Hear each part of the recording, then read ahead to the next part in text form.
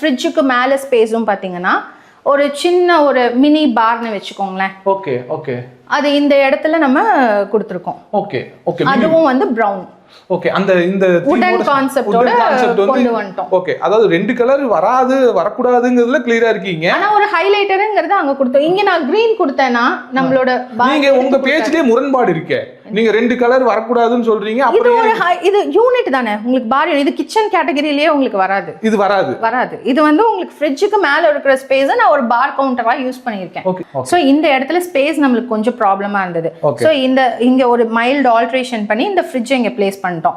அப்போங்கும் போது அங்க ஒரு வால் நம்மளுக்கு எம்டியா இருந்தது. ஒரு கிச்சனே ஒரு ஃபுல்ஃபில் ஆகாத மாதிரி இருந்தது.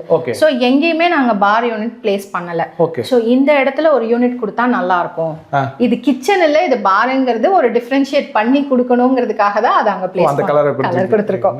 பாருங்க எப்படி எல்லாமோ என்ன மேட்ச் பண்றீங்க.